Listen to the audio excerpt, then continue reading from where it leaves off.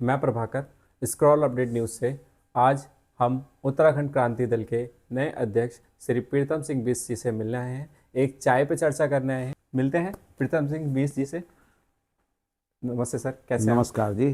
पहले तो मैं आप लोगों का धन्यवाद करता हूँ कि आप लोग यहाँ आए मेरे विचारों को जानने के लिए, और सभी उत्तराखंड वासियों को भी मैं धन्यवाद करता हूँ जो मुझे देख रहे हैं इस समय।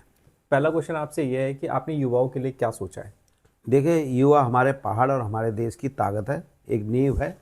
और युवाओं के लिए गुणवत्ता शिक्षा हमारा पहली प्राथमिकता है, ताकि युवा आगे बढ़ सके और हमारा विकास हो सके, खास करके उनके रोजगार के लिए।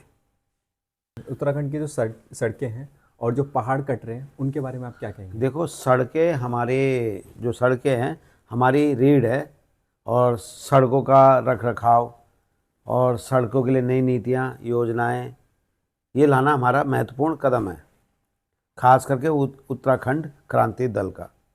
ठीक है। आज सर 2025 जो कि एक डिजिटल वर्ल्ड, डिजिटल इरा के बारे में बात करती है इंडिया, जो कि जो एआई ऑटोमेशन के बारे में बात करती है। लेकिन अगर उत्तराखंड के बारे में बात किया जाए तो उत्तराखंड की जो शिक्षा नीति है उसके बारे में आप क्या कहेंगे? देखिए, इसमें बहुत सारी चीज़ें आती है। सबसे पहले हमारे उत्तराखंड की अर्थव्यवस्था, जो कि आज गड्ढों में जा रखी है, उसका खास मुख्य कारण यह है कि आज की सरकारें जो जेब भरने का काम कर रही है।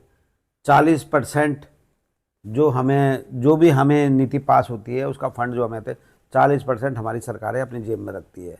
60% ग्राउंड पे आता है और उसमें कुछ नहीं हो पाता, तो रोड़ी की जगह पत्थर ही डलेंगे उसमें। इसलिए विकास का महत्वपूर्ण मुद्दा ये है हमारा। तो अब ये जितने भी सत्ताधारी है, वक्त आ गया कि हम इनको अपने उत्तराखंड से दूर करें और अपने उत्तराखंड का भविष्य को उज्जवल करें। जो बड़े बड़े शहर हैं, दिल्ली, मुंबई, ऐसे बड़े बड़े शहरों में 5 मिनट, सिर्फ 5 मिनट के अंदर ब्लिंकिट से ग्रोसरी आ सकती है, ब्लिंकिट से ऑर्डर आ सकता है। बट अगर हम उत्तराखंड की बात करें, क्या 5 मिनट पे क्या 5 मिनट पे एम्बुलेंस आपके उत्तराखंड आती है? क्या उस शिक्षा की, क्या उस स्वास्थ्य की नीतियाँ इतनी बेहतरीन है उत्तराखंड की कि अगर कोई प्रेग्नेंट लेडी है या कोई ऐसा एक्सीडेंट पर्सन है जिसको स्वास्थ्य देना है, तो क्या वो देखिए, उनको मिल हमारे सकती है? उत्तराखंड का स्वास्थ्य शिक्षा सबसे पहले तो हमारे लिए सबसे बड़ी प्राथमिकता है कि हम इसके लिए काम करें। हमारे यहाँ मोबाइल वैन सर्विस, या आप उसकी बात कर रहे हैं, एम्बुलेंस की बात कर रहे हैं, वो भी हमारे यहाँ सही टाइम पे उपलब्ध नहीं हो पाती है। ये हमारे लिए बड़े दुख की बात है। दूसरी चीज़, हमारे यहाँ बहुत कष्ट होता है, खास कर लेडियों को या बीमार व्यक्ति को। अभी मैंने अपने गांव में ही देखा कि हमारे यहाँ गांव की एक बेटी पेट से थी, और वो यहाँ से हम 40 किलोमीटर 70 किलोमीटर करीबन थलीसैंण पड़ता है एक ब्लॉक, वहाँ पर गई। वहाँ उनको प्रॉपर इलाज नहीं मिला, क्योंकि हमारे यहाँ पूरी प्रॉपर मशीनें नहीं हैं, अल्ट्रासाउंड मशीनें नहीं हैं, एमआरआई नहीं है।